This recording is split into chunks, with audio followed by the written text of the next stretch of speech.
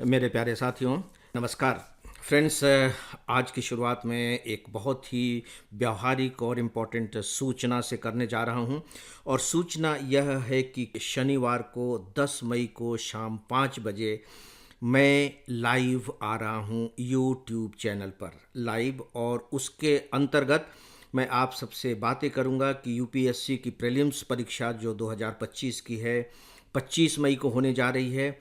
उस दौरान आपको कौन कौन सी बातों को ध्यान में रखना चाहिए, और साथ ही साथ अब जो 15 दिन बच गए हैं, इन 15 दिनों का कैसे आप बेहतर इस्तेमाल करें, क्या क्या आपको करना चाहिए ताकि आपके स्कोर में इजाफा हो सके, वृद्धि हो सके।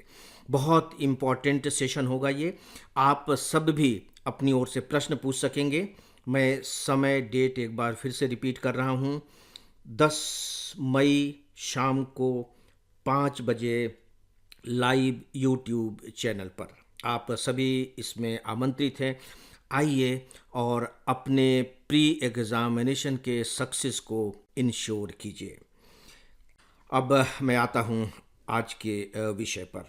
फ्रेंड्स, आज मैं आप सबसे भारत और पाकिस्तान के बीच जो तनाव की स्थिति थी, किस प्रकार से अब युद्ध की स्थिति में बदलती हुई नज़र आ रही है, इस पर बात करने जा रहा हूँ।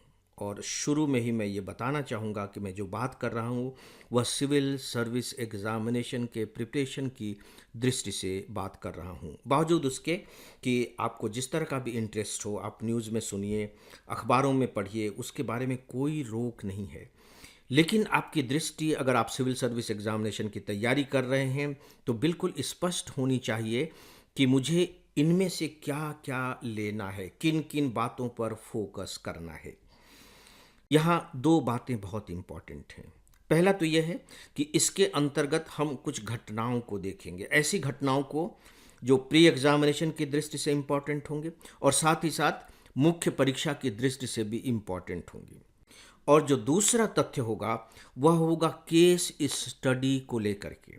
जी हाँ, आप इस पूरे के पूरे मामले को एक प्रकार से केस के रूप में लें। हमारा देश युद्ध की स्थिति में है पाकिस्तान के साथ, और पूरे के पूरे सिस्टम को आप समझने की कोशिश करें। पूरे के पूरे सिस्टम को, जब मैं कह रहा हूं सिस्टम को समझने की कोशिश करें, उसकी शुरुआत इस बात से होगी कि युद्ध क्या होता है, भारत ने किस तरह के एक्शन लिए, पाकिस्तान ने किस तरह के एक्शन लिए, और इसके बाद फिर हमने किस तरीके के स्टेप्स उठाए, हमारे डिप्लोमेटिक स्टेप्स किस तरीके के रहे, हमारे एडमिनिस्ट्रेटिव स्टेप्स किस तरीके के रहे, क्या सिटीजन्स की भी ऐसी स्थिति में कोई ड्यूटी होती है, क्या संविधान में इसके बारे में कुछ प्रोविजंस किए गए हैं। इन सब बातों को जब आप समझेंगे तो सही अर्थों में आपके अंदर एक एडमिनिस्ट्रेटिव पावर डेवलप होगी, अंडरस्टैंडिंग डेवलप होगी। और जब आपके अंदर एक अंडरस्टैंडिंग डेवलप होगी, एडमिनिस्ट्रेटिव अंडरस्टैंडिंग डेवलप होगी, बहुत ही प्रैक्टिकल किस्म की अंडरस्टैंडिंग डेवलप होगी, जो आपको किताबों में पढ़ने को नहीं मिलेगा। तब जो जनरल स्टडीज़ के फोर्थ पेपर में, मैं मेंस की बात कर रहा हूँ, जो केस स्टडी दिए जाते हैं, उन्हें आप बहुत अच्छे तरीके से कर पाएंगे और फिर फोर्थ पेपर में आप बम्पर मार्क्स स्कोर कर पाएंगे। तो इसे आप इस रूप में भी लें। तो आइए फ्रेंड्स, शुरुआत करते हैं। मुझे लगता है कि अब शायद इतिहास इसे भारत पाकिस्तान युद्ध 2025 के नाम से अपने में दर्ज कर ले। भारत पाकिस्तान युद्ध 2025। मैं ऐसा क्यों कह रहा हूँ दोस्तों? मैं ऐसा इसलिए कह रहा हूँ, पहलगाम में जिस तरह से आतंकवादियों ने दुर्दांत हमले करके इतने पर्यटकों को मार डाला, भारत ने इसके प्रति विरोध जताया। और भारत ने फिर जब स्ट्राइक किया है, तो देखिए भारत ने बहुत साफ तौर पर कहा है कि हमने आतंकवादी ठिकानों पर स्ट्राइक किया है, केवल आतंकवादी ठिकानों को ठिकाने लगाया है, और ऐसा किया भी। उसमें नागरिक नहीं मारे गए थे, कोई रिहायशी एरिया में मिसाइल्स नहीं गिराई गई थी, और यहाँ तक कि पाकिस्तान के जो सैन्य ठिकाने हैं उन पर भी हमला नहीं किया गया था। यदि भारत चाहता तो कर सकता था। और साफ तौर पर भारत ने कहा कि हमारी ये जो कार्यवाही है केवल आतंकवाद के विरुद्ध है, जिसे हम समूल नष्ट करना चाहते हैं।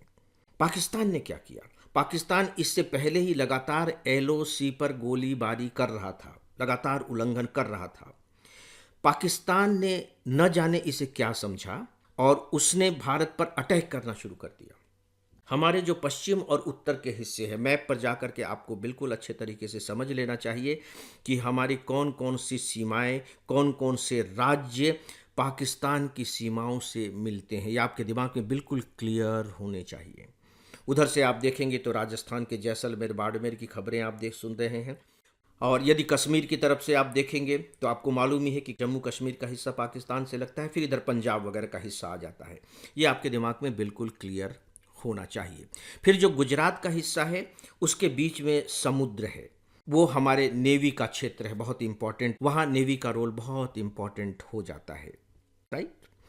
पाकिस्तान ने अटैक करना शुरू कर दिया। भुज पर अटैक किया, आपने देखा होगा, और इसके बाद कश्मीर के कुछ हिस्सों पर अटैक किया, उधर जालंधर की तरफ अटैक किया। तो जैसे ही पाकिस्तान ने अटैक किया, और अटैक भी कहाँ कर रहा है, वो रिहायशी एरिया में कर रहा है और साथ ही साथ हमारे सैन्य ठिकानों पर कर रहा है। ये बात अलग है कि उसके अटैक बेकार गए। हमारी सेना ने उसकी जितनी भी मिसाइलें थी उन सबको नष्ट कर दिया, और नष्ट करने में दोस्तों हमारे पास जो आधुनिक डिफेंस सिस्टम है S-400, उसने कमाल का काम किया। ये आपके दिमाग में दर्ज हो जाना चाहिए। डिफेंस सिस्टम S-400, जिसे हमने सुदर्शन चक्र का नाम दिया है। जैसे ही उसने ये कार्रवाई की, सीधी सी बात है कि अब भारत के सामने आत्मरक्षा के सिवाय कोई उपाय नहीं रह गया था, और भारत ने वापस अटैक करना शुरू कर दिया। यहाँ तक की घटनाएं घटित हुई हैं। आइए अब हम इसे समझने की कोशिश करते हैं। अगर आपने दूरदर्शन के समाचार देखे होंगे रात के 10 साढ़े 10 बजे के आसपास, तो जब खबरें चल रही थी तो बीच बीच में ब्रेकिंग न्यूज़ आ रही थी कि हमारे जो विदेश मंत्री हैं वे लगातार, पहले तो अमेरिका के विदेश मंत्री से उन्होंने बात की, इसके बाद यूरोपियन यूनियन के विदेश मंत्री से बात कर रहे हैं, वो इस तरह से बातें कर रहे हैं, और बात करके वो साफ तौर पर ये कह रहे हैं कि अब हमने जो कदम उठाया है वह आत्मरक्षा के लिए उठाया है, अपने डिफेंस में उठाया है। और दोस्तों वैसे भी पाकिस्तान ने, जब हमने सिंधु जल समझौते को स्थगित किया था, तभी उसे एक्ट ऑफ वार घोषित कर दिया था। तो घोषित पहले ही कर चुका था, अब वो एक्शन में आ गया। तो आपको विशेष रूप से यहाँ ध्यान रखना होगा अपनी समीक्षा की दृष्टि से कि भारत ने युद्ध नहीं छेड़ा है। भारत ने आतंकवाद के खिलाफ कार्यवाही की थी, उसके बदले में पाकिस्तान ने युद्ध छेड़ा है, और भारत अब जो जवाबी हमले कर रहा है वह आत्मरक्षा की दृष्टि से कर रहा है। आपको ध्यान होगा कि आतंकवादी ठिकानों पर हमला करने के बाद हमारे रक्षा मंत्री जी ने एक बहुत खूबसूरत लाइन कही थी। रामचरितमानस में जो सुंदर कांड है उसकी वो लाइन है, जो मोहि मारे तेहि मैं मारो। हनुमान जी सीता का पता लगाने लंका में गए थे, और वहाँ उन्होंने फिर अशोक वाटिका उजाड़ दी। अशोक वाटिका जब उजाड़ दी तो लोग आए, राक्षस वगैरह आए, उसको रोकने लगे, युद्ध करने लगे। युद्ध हुआ तो हनुमान जी ने अक्षय कुमार को मार दिया, जो रावण का बेटा था, और बहुत से राक्षसों को भी मार दिया। फिर मेघनाथ आया और उनको बंदी बना करके रावण के सामने ले गया, और जब रावण ने पूछा कि भैया तुमने हमारे बेटे को क्यों मारा, हमारी इतने सारी सेनाओं को क्यों मारा, तो हनुमान जी ने बड़ा खूबसूरत जवाब दिया था, जो मोहि मारे तेहि मैं मारो। उसमें दिक्कत क्या है? वो मुझे मारने लगे तो क्या मैं मार खाता रहता? जिन्होंने मुझे मारने की कोशिश की उनको मैंने मार दिया, और उस पर जो है ना आपका बेटा ये बांध करके मुझे यहाँ ले आया है, ता पर बांधे तनय तुम्हारे। मैंने तो कोई गलती नहीं की है। वहाँ जो रक्षा मंत्री जी ने ये स्टेटमेंट दिया था, ये बहुत महत्वपूर्ण स्टेटमेंट है। तो भारत का ये जो कदम है पूरी तरह से आत्मरक्षा के लिए उठाया गया कदम है। तो दोस्तों ये डिप्लोमेटिक एक्शन का सबसे मूल बिंदु है आत्मरक्षा, जो भी हम कर रहे हैं अपने डिफेंस में कर रहे हैं। दोस्तों जहाँ तक एडमिनिस्ट्रेटिव स्टेप्स की बात है, आप देखिए कि जो एडमिनिस्ट्रेटिव ऑफिसर्स हैं उनकी छुट्टियां रद्द कर दी गई हैं। डिफेंस की छुट्टियां तो रद्द कर ही दी गई हैं, और जो भी हमारे खासकर सीमा प्रांत में जो राज्य हैं उन राज्यों को स्पेशली अलर्ट कर दिया गया है। प्रशासन बिल्कुल चुस्त दुरुस्त हो गया है। वहाँ हमारे जो पैरामिलिट्री फोर्सेज हैं, और यहाँ तक कि जो NCCs वगैरह के भी जो ऑर्गेनाइजेशंस होते हैं वो बाकायदे सतर्क कर दिए गए हैं, चाहे वो होम गार्ड ही क्यों ना हो। ये एडमिनिस्ट्रेटिव स्टेप्स हैं, और एडमिनिस्ट्रेटिव स्टेप्स के तहत ही बाकायदे जो एडमिनिस्ट्रेशन है वो अपने सिटीजन्स को लिटरेट करने की कोशिश कर रहा है। वो बता रहा है कि इस दौर में उन्हें क्या क्या करना चाहिए। तो जो बातें बताई जा रही हैं मुझे लगता है कि हम सबको जानना भी चाहिए। वो कुछ इस तरह की हैं कि जैसे ही सायरन की आवाज़ आए घर की सारी बत्तियां बुझा दीजिए, ब्लैकआउट हो जाए। सोशल मीडिया की अफवाहों से बचें। सोशल मीडिया पर ऐसे समय में बहुत अफवाहें फैलाई जाती हैं, और क्योंकि जो विरोधी पक्ष होता है वो इस तरह की अफवाहें फैलाता है ताकि भगदड़ सी मच जाए और सांप्रदायिक सद्भाव नष्ट हो जाए। तो हमें सांप्रदायिक सद्भाव को भी बनाए रखना है। इस समय साइबर हमले भी बहुत तेज़ी से होने लगते हैं, तो कोई भी लिंक जो आपके पास आता है, प्लीज़ डोंट टच दैट। वो फिशिंग लिंक हो सकते हैं, आपको बहुत बड़ा नुकसान पहुंचा सकते हैं। किसी भी लिंक को टच न करें। कोई भी संदिग्ध चीज़ कहीं भी दिखाई देती है, तुरंत उसके बारे में पुलिस को सूचित करें, तुरंत सूचित करें। एकजुट रहें, एक साथ खड़े रहें। और एक बहुत महत्वपूर्ण बात प्रशासन ये भी कह रहा है कि युद्ध छिड़ गया है। आप ये न समझें कि आगे जाकर के पता नहीं राशन मिलेगा कि नहीं मिलेगा, तो ढेर सारा राशन खरीद करके रख लो।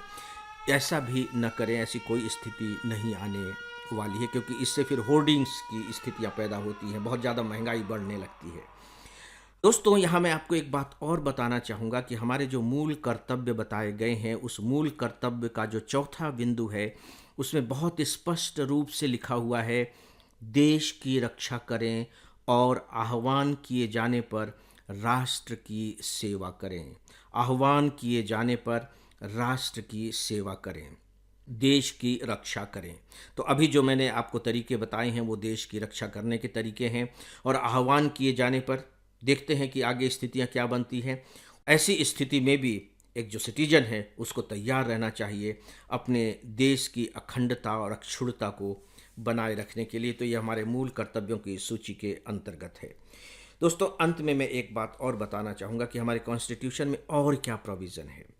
राष्ट्रपति को ऐसी स्थिति में इमरजेंसी घोषित करने का अधिकार है कि जब देश पर कोई भी रक्षा संबंधी संकट आया हो या देश के किसी भाग पर रक्षा संबंधी संकट आया हो, तो वह देश में आपातकाल की घोषणा कर सकता है। और इसका जो अनुच्छेद है वह है 352, 352, ये आपको याद हो जाना चाहिए। रक्षा से जुड़े हुए इमरजेंसी अधिकार का जो अनुच्छेद है वह है 352।